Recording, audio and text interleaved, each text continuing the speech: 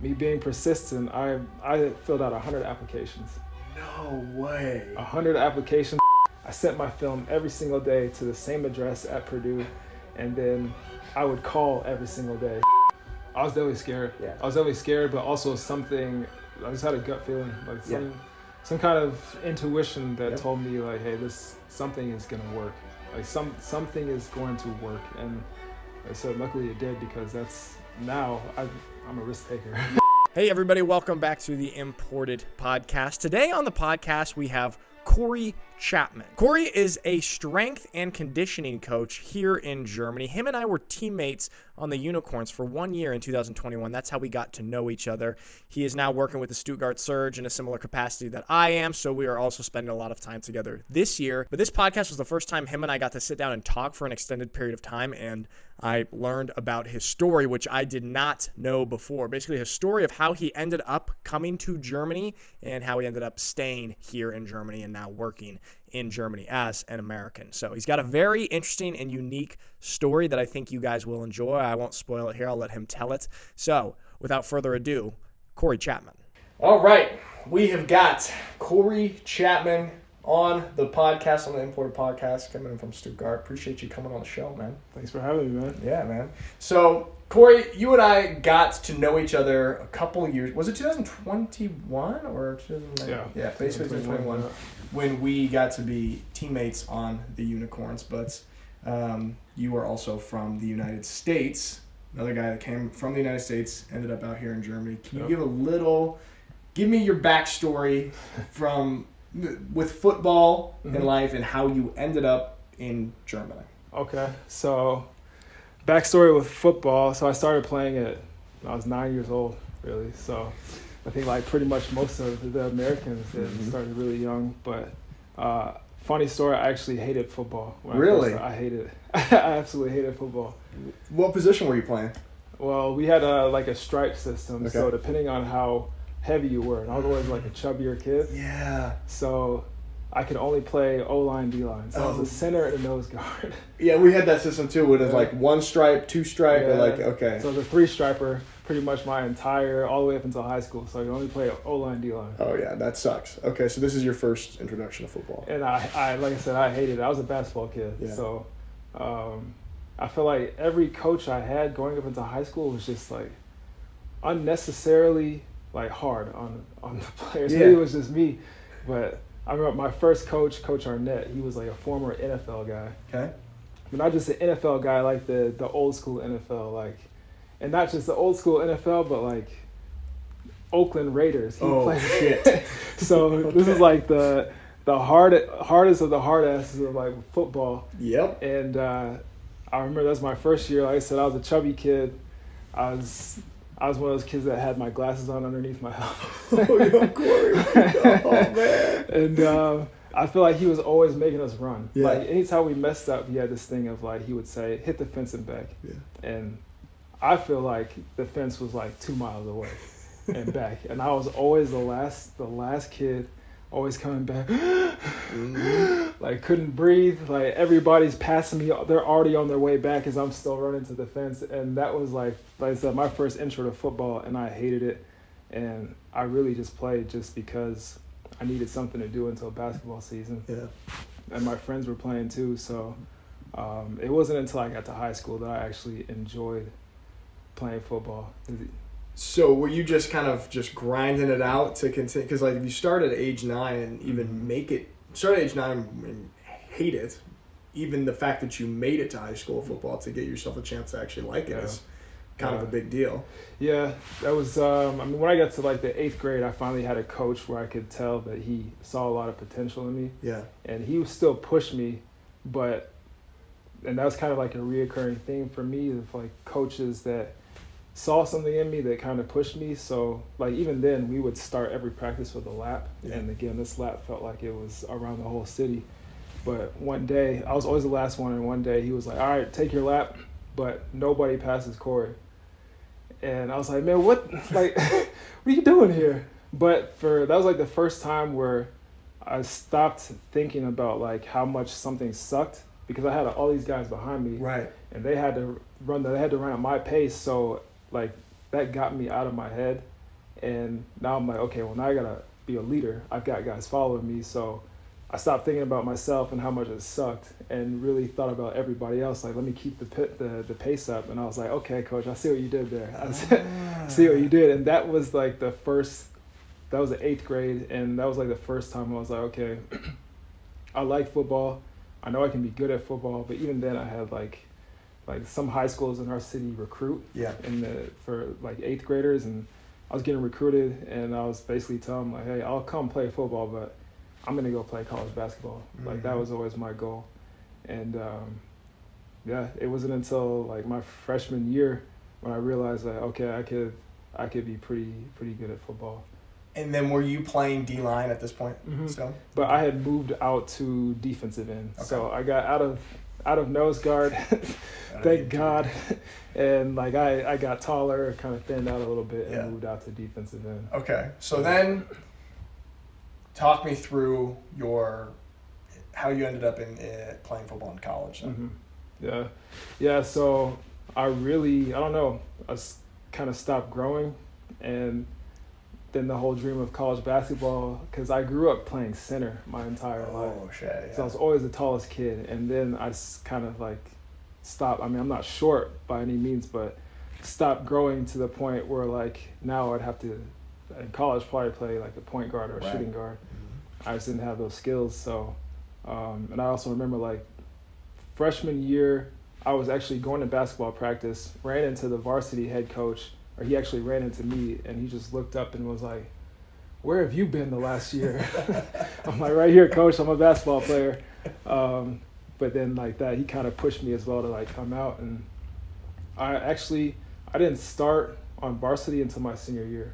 Really? Yeah, so I had my junior year, I was in the rotation, ended up tearing my meniscus right before training camp, and that kind of set me back. And I didn't end up starting until my senior year, so I didn't really get a whole lot of looks. Like, so that's, junior year is really when you start getting the looks and the offers. But I had a really, really, really productive senior year, and I got some offers to some D2 schools. I also got some offers for track and field as well. For what events? Discus. Really? Yeah, discus. Okay, sweet. I still hold the discus record at my high school. I believe it was a 30-year-old record when I broke it. And That's pretty sick. 2006 I broke it, and I'm pretty sure it's still up there. Corey Chapman, discus record holder. Yeah, I think. That's a fun fact. I think. At least for a time. Yeah. Okay, nice. Okay. So I got some D2 offers, but there was something about D1 that was like, it just had like this allure to me, and I wanted to go D1. And I grew up, so my dad, Purdue is an hour away from Indianapolis. And so we were at a lot of Purdue games, and there were also 2 upperclassmen from my high school. So Jermaine, Yep. He was one of them, 2 years older. They had gone to Purdue and walked on as well. So I saw that and was like, if they can do that, then I can do it. And at the time, my cousin was playing for Purdue as well. He was a senior when I got there. And I don't know, something about having been at the games and being in the stadium, I just wanted to go D1. And nobody really thought I could, even like the people at my high school. Yeah. Like, I had a coach come up to me and was like, hey, I think you should really consider taking a D2 offer. And for whatever reason, that just pushed me. Also, like, people I went to high school with were like, you'll never play D1, you'll never make it. And that just kind of pushed me. And so the whole second half of my senior year of high school was I had gotten admitted to Purdue already in like September of my senior year. So I knew I was going to probably end up going there. But like the whole second half was just consistent. It was just me of just sending film like every single day. I sent my film every single day to the same address at Purdue, and then I would call every single day. So there was a lady, Foxy LaFawn was her name, and she was the receptionist, and she answered the phone.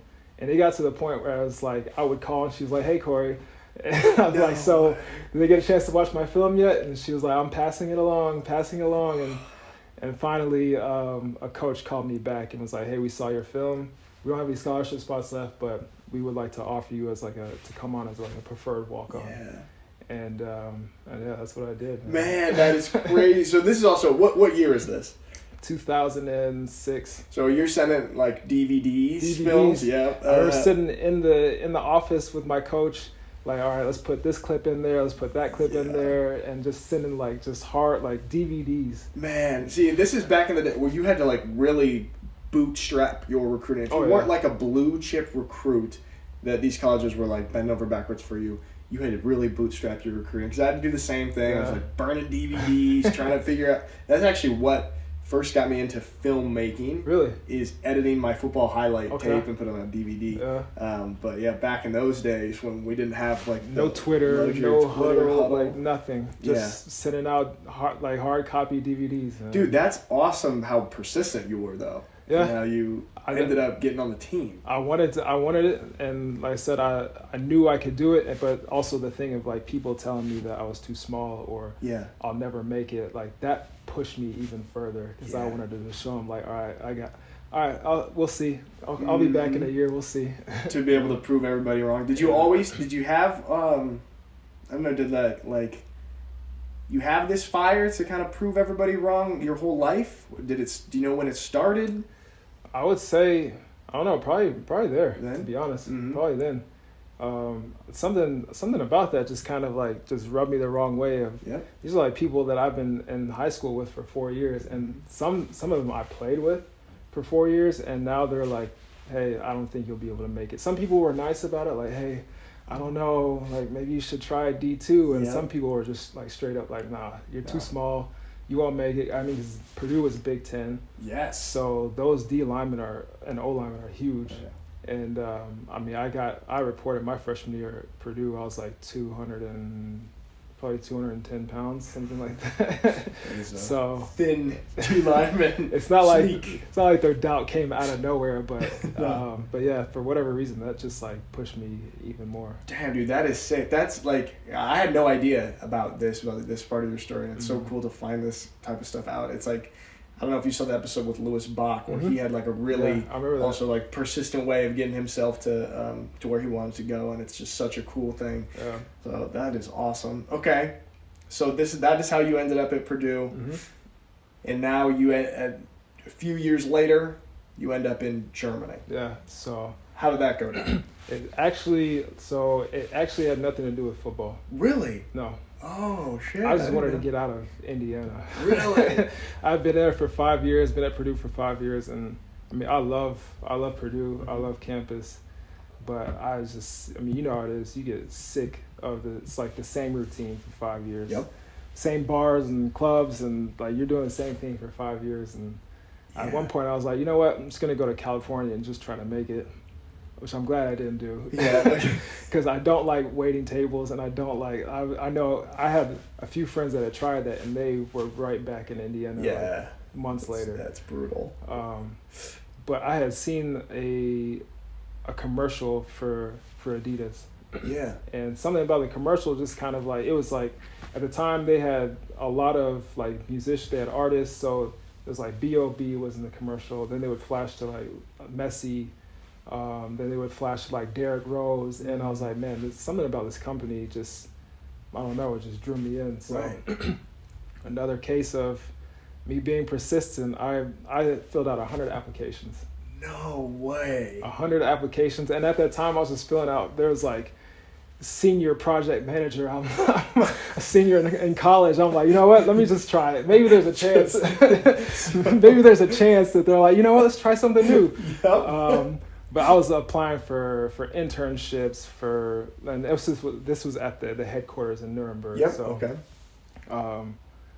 Yeah, man. And at the time, so I had been to a few job fairs, and I had a few job offers, like concrete, solid job offers back home. And it was getting towards the end of the semester, and I had to make a decision. And finally, I got a phone call back from somebody from Adidas at the headquarters. And they were like, hey, we're looking for an intern. It would be a good opportunity for you to get your foot in the door, and we like your resume.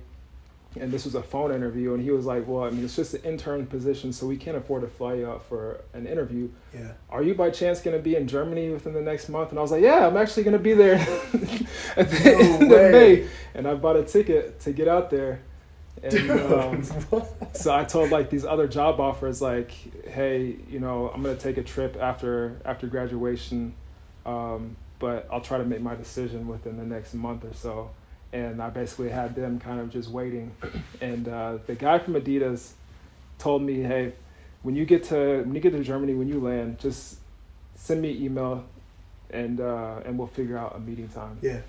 So told my family, I'm gonna go try this, and packed everything up, and got to Germany, landed, and just like he told me to do, I sent him an email, and he sent me an email back and was like, hey, sorry to tell you this, but you know, we're gonna restructure our whole department, and we don't have a need for an intern right now. No way.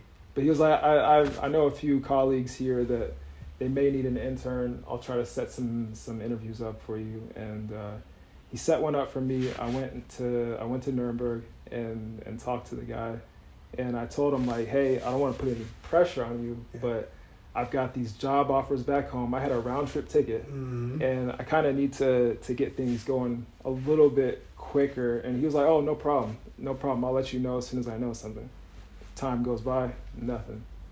Like how long was your trip for? Like when you bought the return ticket? I think it was like a little over a month, something like this. Okay. And time goes by, I don't hear anything from this guy. So get on the phone, start calling around.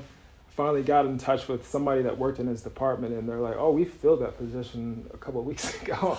I'm like, damn, man, thanks for letting me know, right? But finally, the day came. It was the night before my return flight, and I had to make a decision.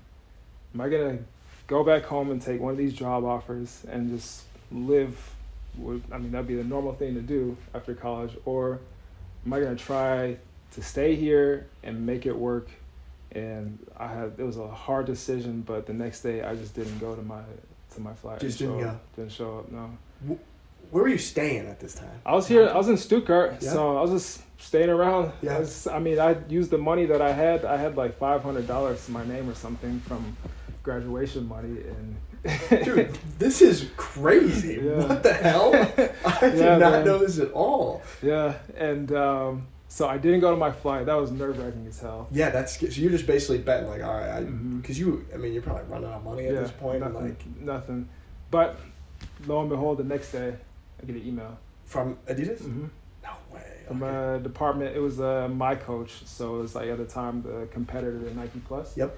And they were like, we saw your resume. We think it's a good fit, and we want to bring you in for an interview, but we think it's going to be a good fit anyways. Yeah. And the rest was history. But that whole experience gave me kind of like two things that I always take with me. And the first one being, you got to take risks. Like no risk, no reward. Mm-hmm. And the second one being, you got to bet on yourself. So. Oh, I love that, bro. I love that. That's incredible. Dude, that is such a cool story. I had no idea that is how you ended up in Germany. That's how I ended up out here, man. So what year was that? That was 2011. And so you're fresh out of college, like 22 or 23 or something? Damn. Okay, so then you started working with Adidas. Yeah, so that was just an internship. Okay. It was a paid internship, but I was there for a year, and then tried to get on, but there were no positions. Right.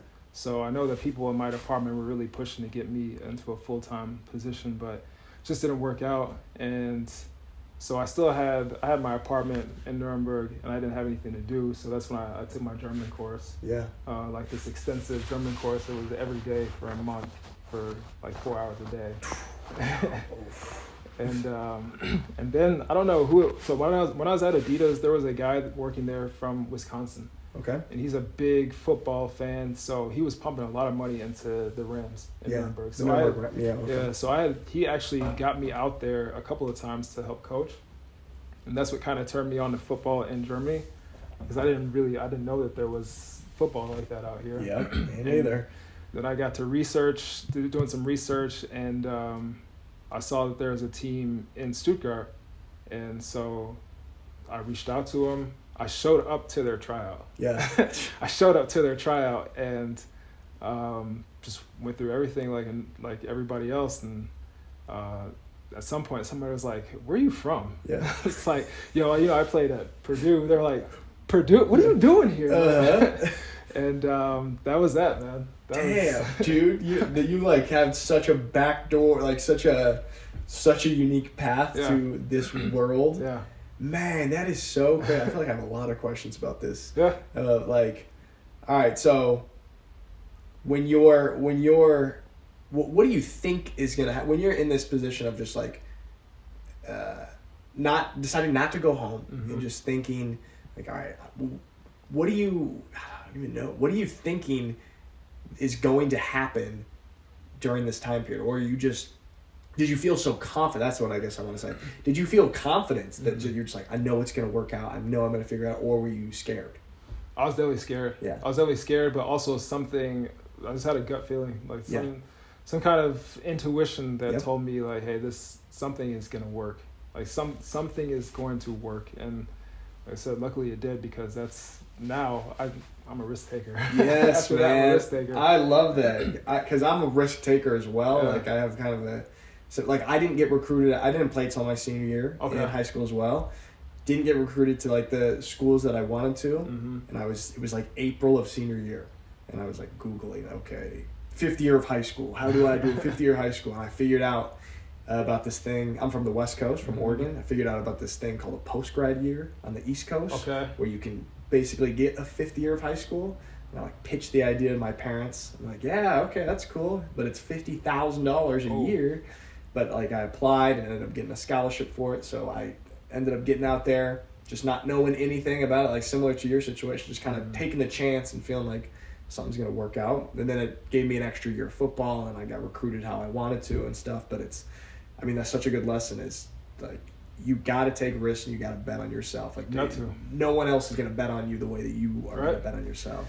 Yeah, and I'm sure you learned like that experience didn't go the way you probably planned for it to go originally, but probably got a lot of lessons out of that and learned a lot, and are still able to, I know in my case, I'm still able to apply a lot of the things that I got out of that experience. Like I had my way of how I wanted it to happen, but that's just not how things happen. Absolutely. Like it's like even when you take a risk and it pays off, maybe it doesn't look exactly like how you would imagined it would be, but you find yourself in a position or a situation that ends up being sometimes even better than you could have imagined. Right. And, man, all right, that is so cool. Okay, that is very unique. All right, so then you're at Stuttgart. That was to try out with the Scorpions. That was 2012. Okay. Going into the 2013 season, so that was my first season in the GFL. And then you played with them through all these years until 2020 was the COVID year. Yeah, until you came to us.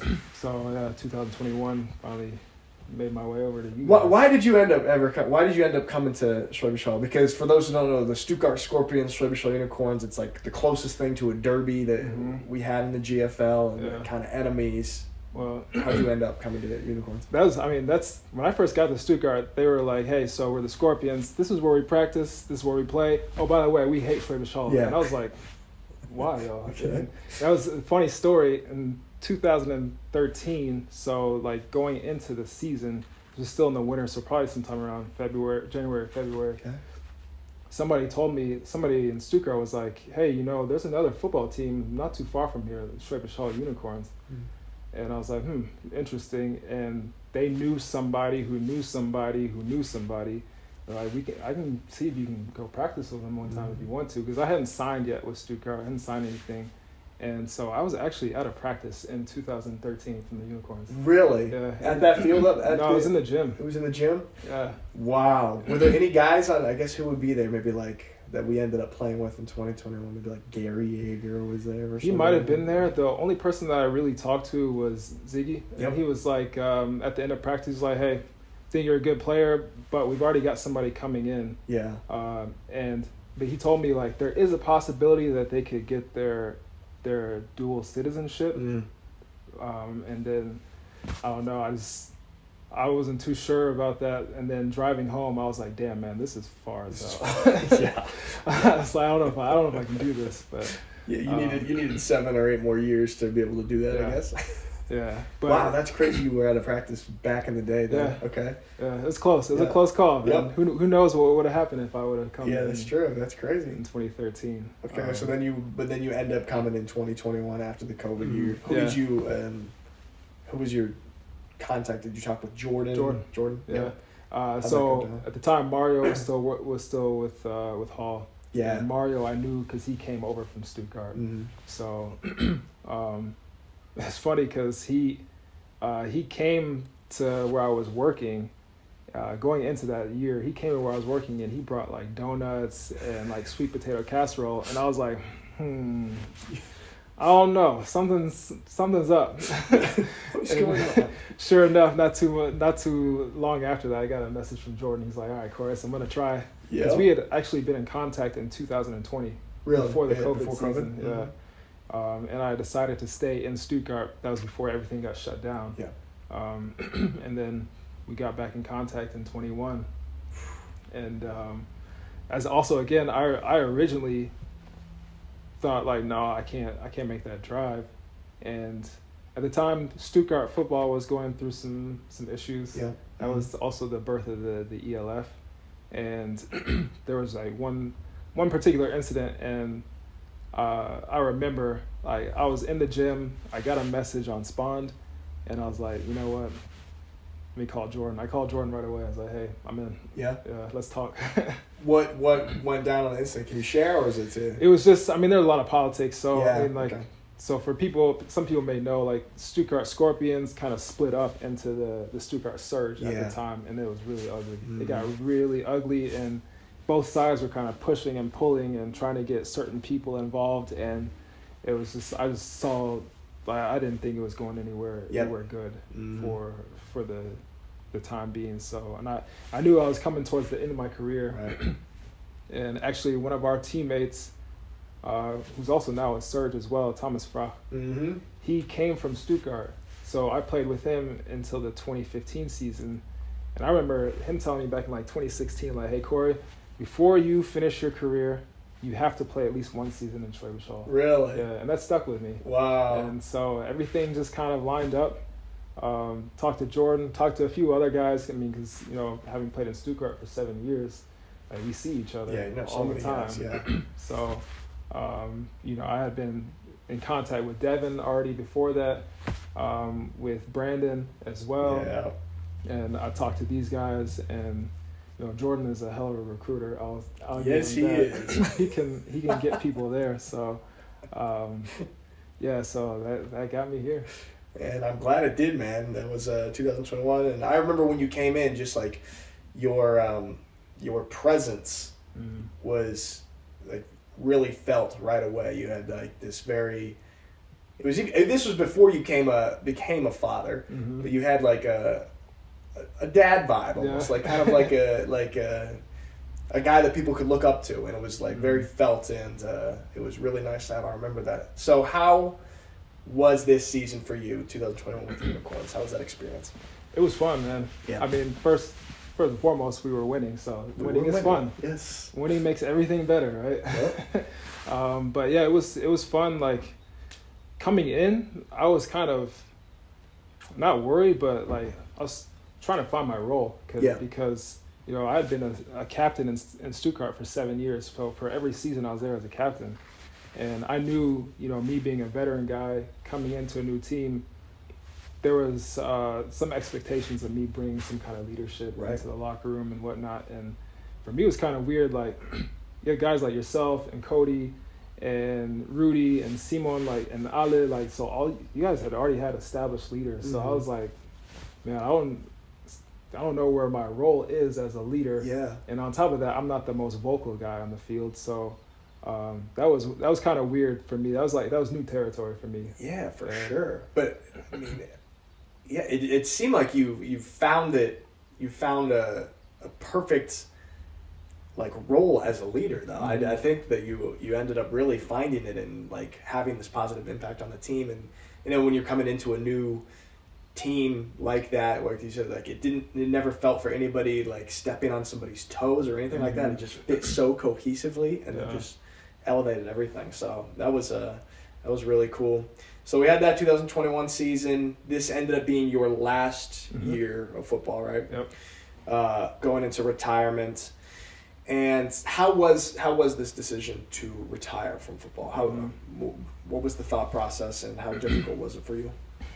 It was a really, on one end I'll say, a really easy decision to make for me. So at that time, you know, my career had started to take off. So for the first 7 years, it had always been, at least from like January through September, it had been football first, and then my career second. But things had, at the time I had taken on a new role, kind of built up like a facility for an orthopedic surgeon, and was leading this facility, and I had more teams that I was supporting, and so like my career was starting to take off. And because of that, you know, I had always had a standard of, you know, how I prepare for a season or prepare for a game, whether it's in the gym or on the field or watching film and whatnot. And I knew that was starting to slip away just because I didn't have the time. Right. And then on top of that, like, I don't know, I started playing when I was 9 years old, and I finished when I was 33. I was 33 in that season.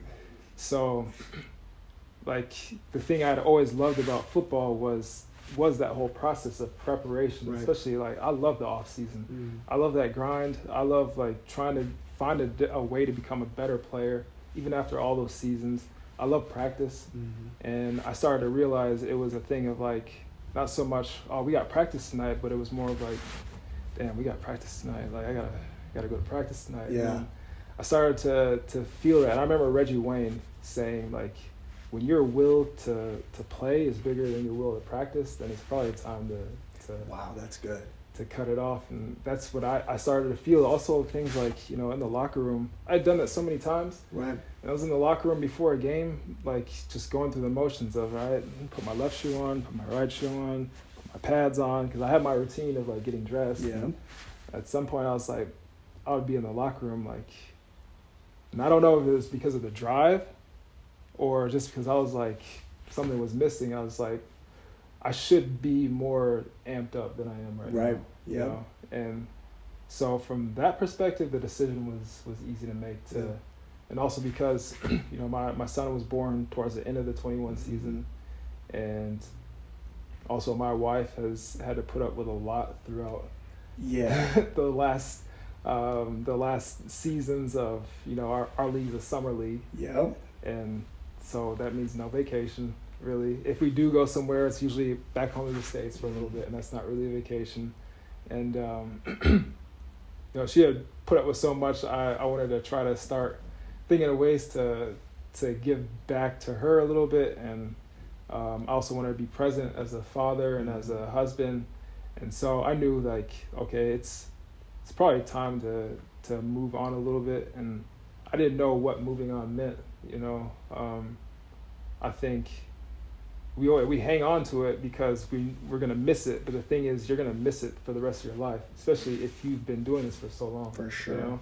And so I came also to that conclusion of, you know, whether I stop playing today or in 10 years, I'm going to miss it. Right. You know? It's never going to be easy. It'll never be easy, but it was one thing for me that was very satisfying is, I mean, we ended up going to the German Bowl that year, lost, unfortunately. That was one of the worst losses I think I've dealt with before. That was a brutal loss. That stung.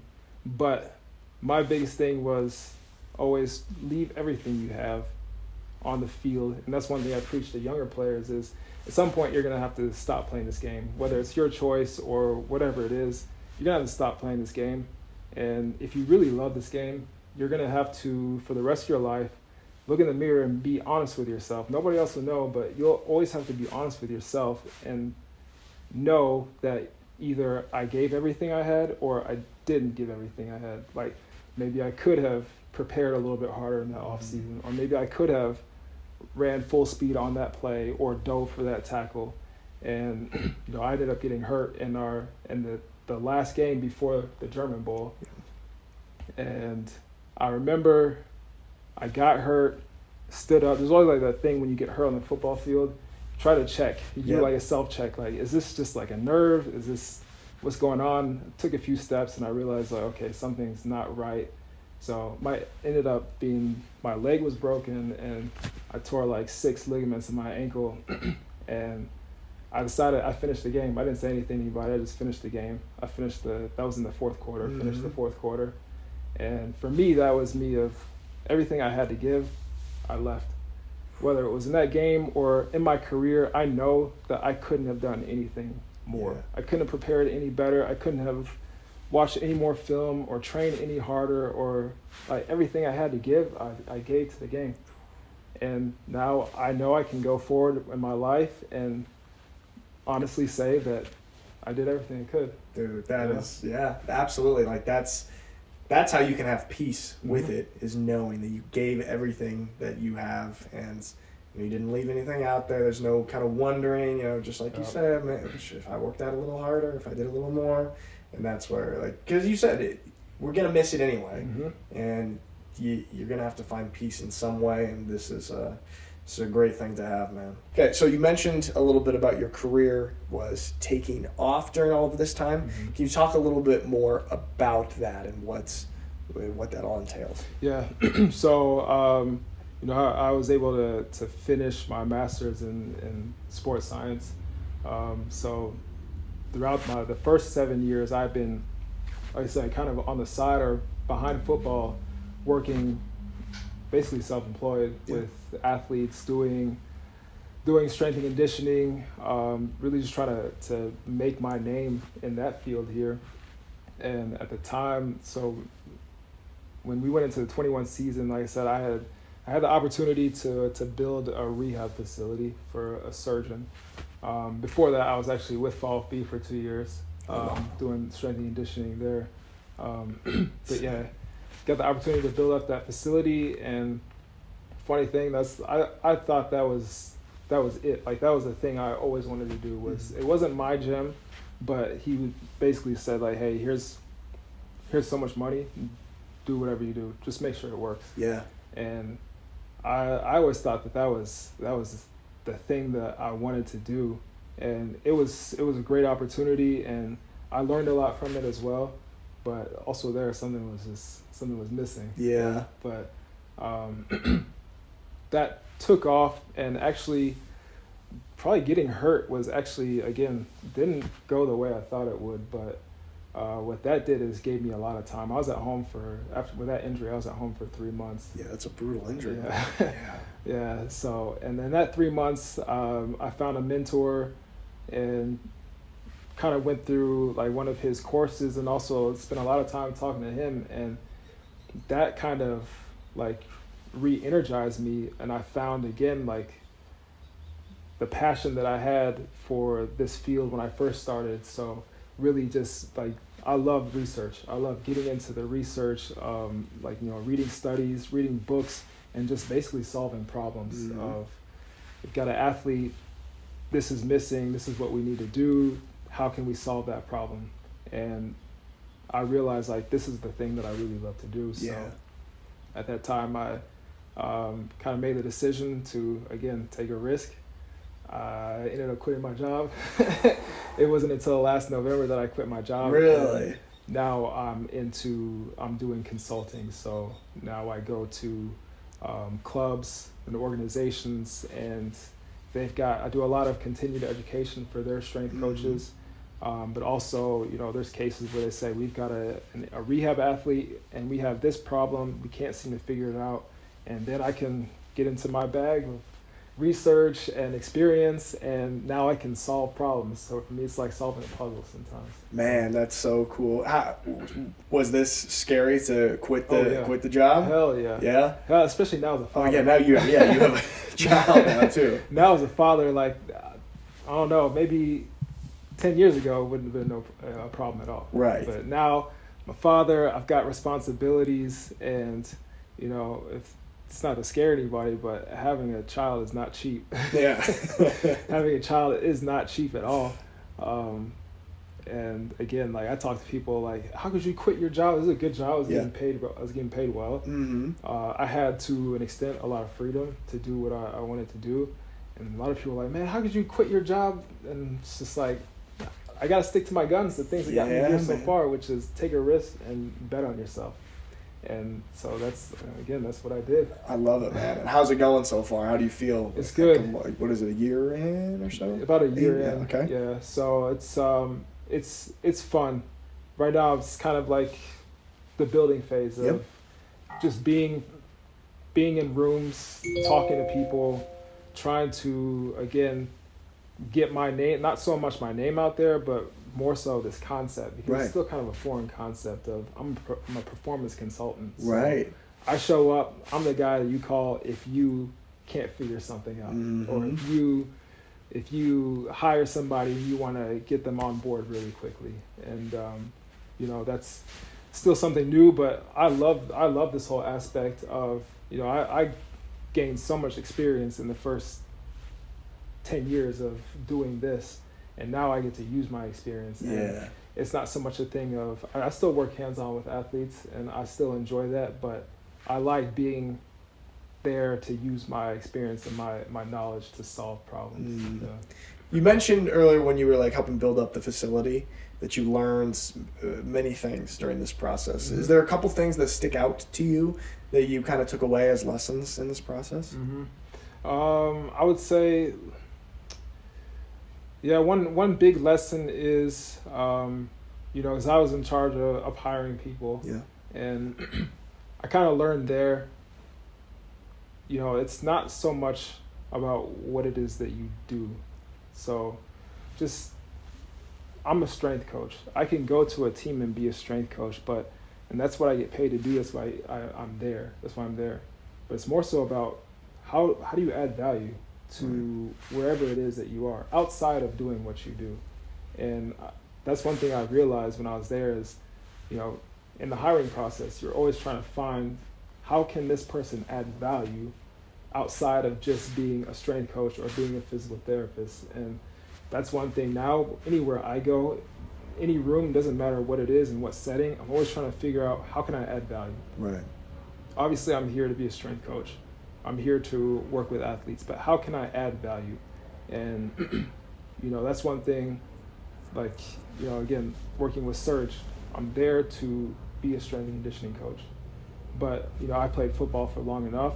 I can find other ways to add value, whether it's, helping players that maybe haven't figured out how to be a leader yet, to be a leader, or, whatever it is. And that's also kind of something that I gained from my coaches in the past. Like there's like 2 or 3 coaches in my career that really stick out to me.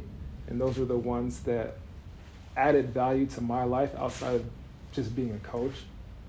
And so that's the same thing I try to do is how can I add value? I just use the strength coach thing as a platform to find ways to add value. Yeah, I like that a lot, man. Yeah, and it's just the ones that stick out to you and stick with you in your life are the ones that meant more and gave you, like you said, value off the field that extrapolates out into your life and that you can use once football's over. Because, it's always over at some point. Sprinted. What is this? Sprinted is my company now that I started. Okay, this is the company. Yeah, that's the company. Okay. So a lot of what I do, especially if I go into clubs and organizations, is based around developing faster players. Yeah.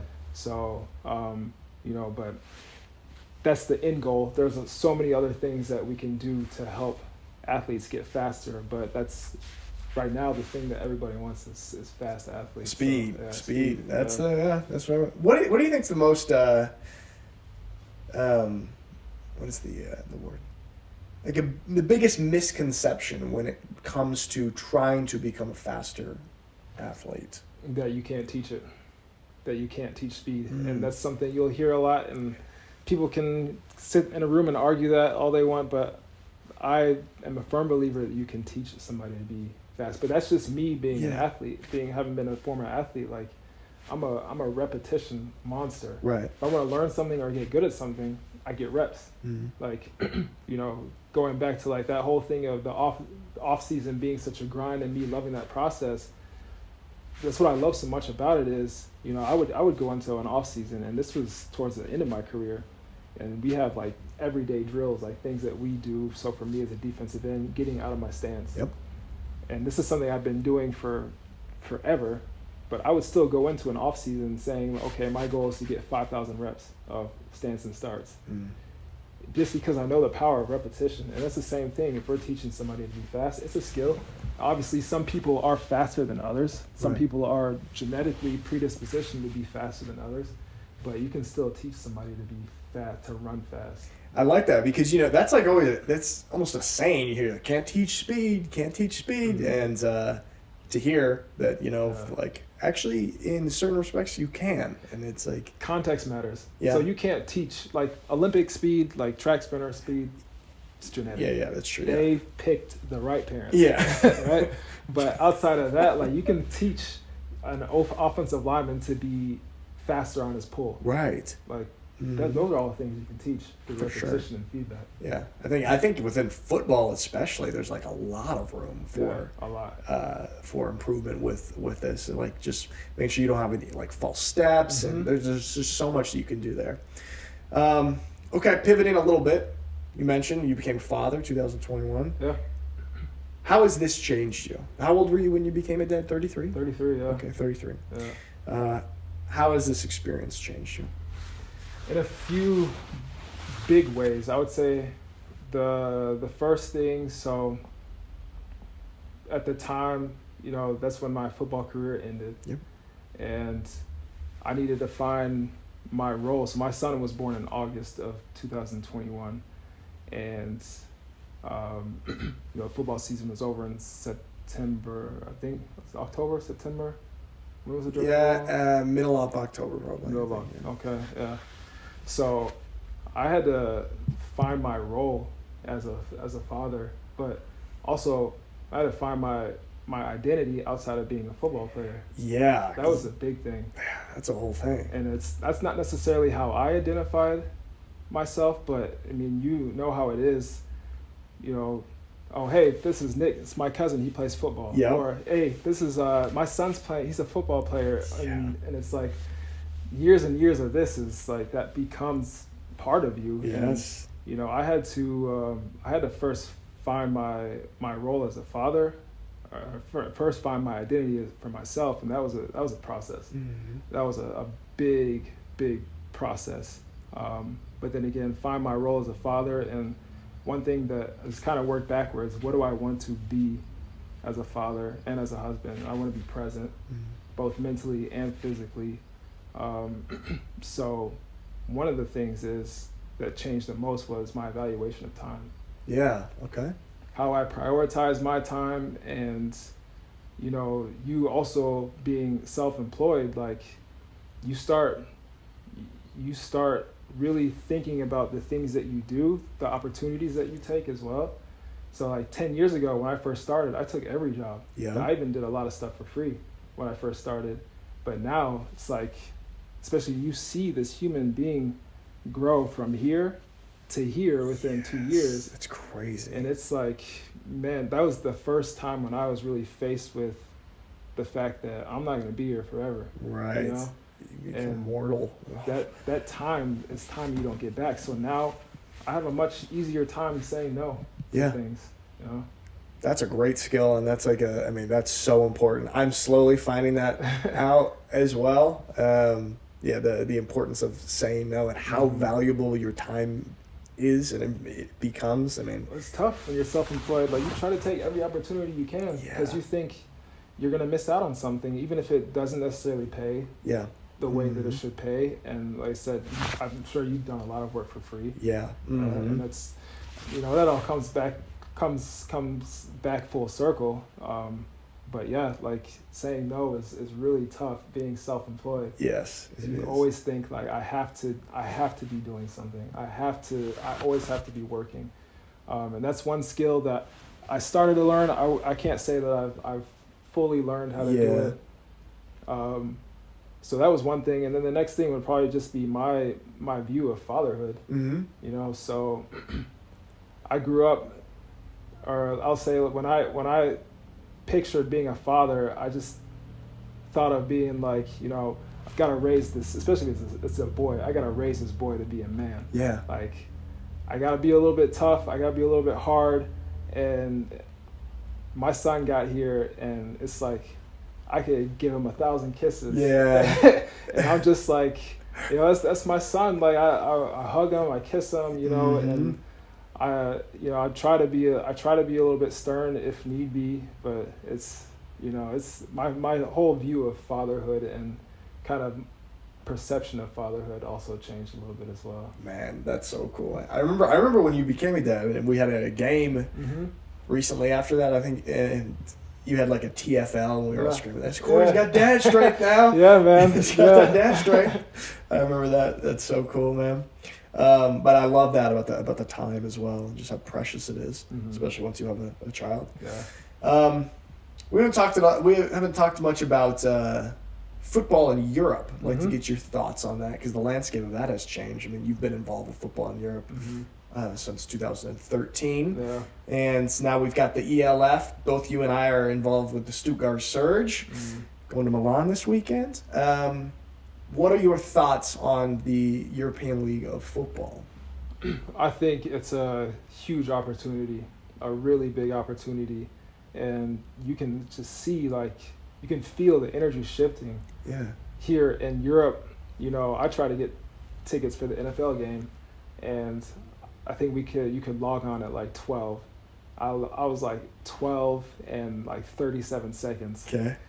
And I was number 1,200,000 something in line. How crazy is that, you know? man? So That's so crazy. On one end, I was like, man, where were all these people in 2013? Yo, we've been playing football here, guys. Okay. You know, but on the other side, it's like it's cool. It's there's a big energy. So this league, I think, is a really good, on one side, really good opportunity to expose a lot of people to American football. And on the other side, it's a great opportunity for the players, for the athletes. I mean, you've been around long enough. I've been around long enough. You know, I had teammates that, you know, they played in the same cleats for 2 seasons or 3 seasons. Yeah.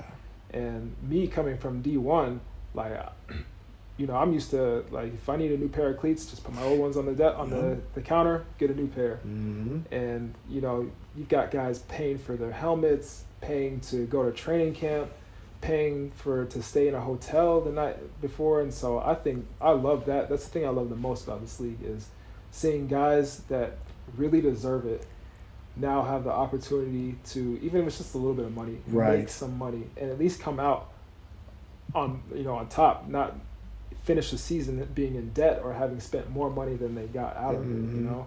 And I think that's a great thing. I love that. Yeah, that's a really cool thing to see some of these guys who have sacrificed so much just to play. And like, I'm a little bit more used to it now, but like, coming from college football where, you know, everything is given to you and equipment wise, and so when you're practicing, it's right on campus. You're not driving. Right. Like, many guys are driving, even if you live in the city that you're playing in, you're driving maybe 20 minutes for some guys. Some guys are going hour and a half, 2 hours to get to practice, and just the sacrifice that everybody makes. So yeah, to see some of these guys be able to have that, and some guys get the opportunity to become like professional players who, you know, some of like the European imports as well. It's a really cool thing, and exciting for, just like you said, it's like, it feels like there's such a wave of football right now with the NFL games. And the like, I went to the NFL game in Munich last year. It was so crazy, man. I saw the atmosphere look crazy. It looked like people were having a great time. Yeah, it was so crazy. I remember the player, like, reading about the players saying they love the atmosphere. Yeah, you know? even so Tom Brady was saying it was one of the coolest football environments he's ever been in. So yeah, it's cool and it's fun to be able to be a part of it.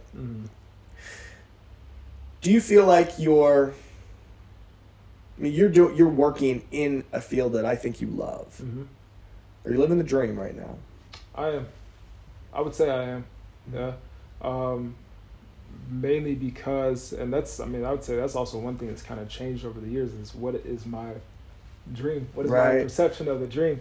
And obviously, you know, outside of, you know, finances, you know, we would all like to be making more money. Yeah, of course. I'm doing something that, like, not only do I love to do it, but there's times, like, you've probably experienced this on the field of, like, you've done something so many times that, like, you make a play and you kind of, like, snap out of it, like, wait, did I just do that? Did I just feel right there? Like, yeah, I don't remember doing that, but you just did it. It's like automatic. Yeah, it's just automatic, and that's how I feel right now with my work. Like, we talked about doing stuff for free. I did so much work for free in the beginning, really wasn't making any money off of that, but, you know, I gained a lot of repetitions. You know, if we take an off season, like, there was an whole off season I did for free for the Scorpions.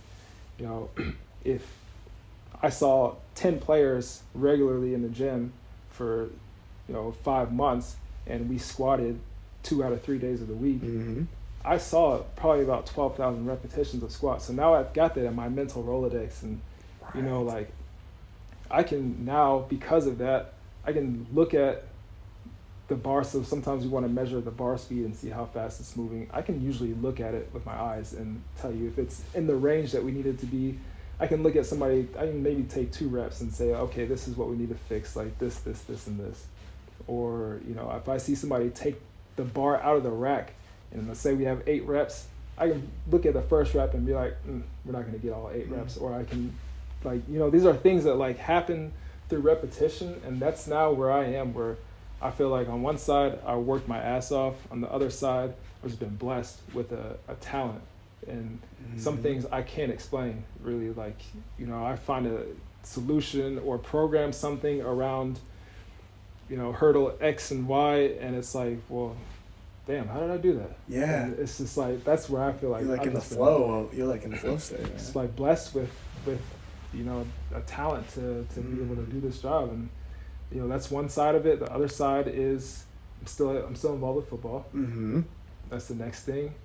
Still have, like, that team spirit, you know, especially with Surge. 100%, man. I genuinely enjoy being around our group of coaches and our players, and just, you know, being in the bus, even if it consumes a ton of time. Yeah. I enjoy doing that. For sure. And, you know, so that's the next thing. And then, yeah, I don't know. It's just like, sometimes you get caught up in what you do. You know, I love what I'm doing, but sometimes it is a grind. Right. And you're like, man, this sucks. And then I have to take a step back and realize, like, wait a minute, I'm doing what I love to be doing. I'm making money doing this. Let me chill out on the complaining for a second. Yeah, I feel that 100%. I, like, recently, because I have the same thing. I work in, like, a field that I love, like videos and media. But then, of course, even when you're doing something you love, it's like certain times it is a grind. But I came across a quote the other day. It's like, I was feeling frustrated and just stressed out, and saw a quote. It was like, remember the you from 5 years ago dreamt about being where you are today. And then when that, like, snapped me out of the day to day and like gave myself a little perspective, like, oh my gosh, yeah, whoa. Yeah. Like, it's crazy. And I'm sure that you're probably feeling some of this as well. It's nuts, man. It's like, I was looking back the other day when I first started here. You know, this is also kind of a tough field to get started in here. Yeah. And, you know, I was just trying to get my name out and show people what I can do. And, you know, at the time I also didn't have a car, so I was going from client to client to client using the U-Bahn on the bus. But I had, like, a rolly bag full of, like, medicine balls. I remember one time I was like, you know, I need to get a battle rope, and I found, like, a 60-pound battle rope. I was like, my clients are gonna love this, but I had to carry that shit. No, I had to carry that on the train, like, in my rolly bag, and, like, I don't know, you ran after a train that was, like, getting ready to leave. Yes. Try that with, like, a rolly bag. It's got, like, the speed wobbles and. And, you know, I was like, I would sometimes go from this side of the city to this side of the city, back to this side, making 20 euros an hour, which is nothing really. Yeah. But I loved it. At the time, I never felt like, man, this sucks. Yeah. I loved it. And I always try to take myself back to that of, like, hey, back then you would have loved to have been in this position. So let's go. Yeah, absolutely. Like, it's a great thing to not forget, kind of like that purity of the love for whatever you like to do and are good at doing. Yeah, it's like super important. That's one thing. Like, that's one thing I noticed about you as well. Like, I think you can genuinely tell when somebody is first doing something they love to do, but then secondly doing something that, like, I feel like I'm doing what I was put on this earth to do. Yeah. And you see that in not so much. I think that you can always split up a job. Doesn't matter what it is. There's always a science aspect and an art aspect. Yeah. So the science aspect being the what we do and the how we do it, or not, sorry, the what we do and the why we do it, but the art being the how. And you can see if somebody's got like that art piece of like this is how we do it, because I feel like that's the one thing that, or not one thing, but that is one thing that will separate people within their field is, do you have that art? And I think it's really, I mean, it's like 51% art and 49% science. And that was one thing I noticed about you. So it was whatever home game, the second to last home game, I forget who that was. The season's been a blur. This year? Yeah. Who was it? Was it Paris? Maybe it was Paris? Second to last? Could have been Barcelona or Paris, maybe? Could have been, yeah, it was Paris. Yeah. And I think it was Paris. But you were filming, and I think anybody else that was maybe doing this job, or somebody who had just started doing this job, would have just filmed the shot. But Primo, one of our coaches, was standing in a certain way, and you were like, Primo, don't move.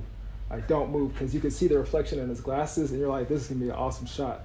And you started in close and like panned out, and I saw this whole thing go down. I was like, that's art. Like he's cool. Like, you're so into it that like the basic stuff, it's just automatic for you, so that you're able to focus on the how you do what you do. Right. And I feel like when you see people do that, then you realize, like, man, they're doing what they're supposed to be doing. That is, dude, I appreciate you saying that. That's so cool to hear, because like, you never, I don't know, think about that while you're doing whatever you're doing. So it's really cool to hear that perspective of somebody seeing that. So I appreciate that a lot, man. And yeah, I do. Yeah, I love what I'm doing, and it's so fun. And you kind of what you said, we get that team vibe a little bit. Like, you and I are both involved with the team in our own ways, doing what we like to do, and still get to kind of be a part of the team, ride the bus sometimes, and it's a cool thing that we've kind of been able to find ourselves in these spots, man. It's awesome. Appreciate that. I did want to talk to you about, we went down so many interesting paths. I forgot. I wanted to ask you about living in Germany. Yeah. Because when you first came here, it was for this Adidas internship chance that you took, and now here you are 10 years later? 11 years later. Are you shocked that you're still in Germany after 11 years? Yeah, when I left, like, people were like, you're gonna go like live in Germany? I was like, no, I'll probably be back in like a year or two. Yeah. And here I am. It's it like traps you kind of in the same way. How do you like living here? I like it. I would say I love it. There's definitely some things that I miss, especially now being a father. I miss like the proximity to my family, and more so for my son. Yeah. Like him being able to spend time with his family there. There are, don't get me wrong, are still some things that annoy the hell out of me here. Yeah. I'm pretty sure will probably never go away, but all in all, like, I love it. And that's also another thing, like, get so caught up in everyday life. And, up until this past April, I lived right downtown in Stuttgart. Yeah. And so you get caught up in life there, and it wasn't until I went to go visit a club in Augsburg, and I was driving, and I was like, man, like, I was looking around, like, Germany's beautiful. Yeah, man. You know? You get so caught up in it. It's the same. It's like, you're like, I just got to drive an hour and a half. When you kind of take a step back and look at it, it is so beautiful here. I love it. And like, even driving on the Autobahn, sometimes you're looking out, it's like, you start realizing that you're here. You're in a foreign country,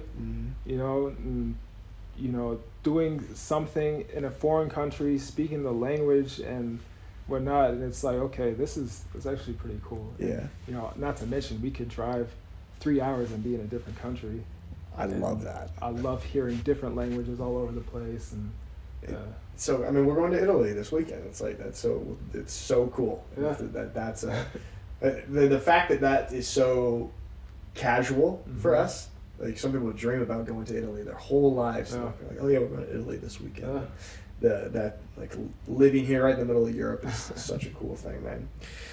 Damn, Corey, this was awesome. Yeah. I had no idea about your story, man. It's so cool, and I love basically it, the message of it is like, you know, you got to take risks and you got to bet on yourself. Yeah. I guess my last question will be: would that be your main message, maybe to somebody younger who's trying to figure themselves out? Yeah. Is For sure, I would say, especially when you're younger, I think the older you get, the harder it gets to kind of like bet on yourself, you know. And you know, I don't want to project this image of me always, you know, being that person of like, oh, I'll figure it out, because, you know, one thing I dealt with is, you know, imposter syndrome. Yes. As I went through my career, I found myself sitting in rooms with, you know, people or teams or players, and it's like, damn, this is big time. You know, so it does get tougher. So get into the habit of betting on yourself and get a few small victories so you can start to let it snowball when you're younger. And again, just, you know, take risks and find work, whatever it is that you feel like you want to do. And, you know, if I'm speaking to a younger strength coach, just find work. Just go do some stuff for free while you can right now and get your repetitions, and that'll all come back full circle. awesome. Amazing, man. Corey Chapman, thanks so much for coming on the podcast, man. That was great. Thanks a lot, guys.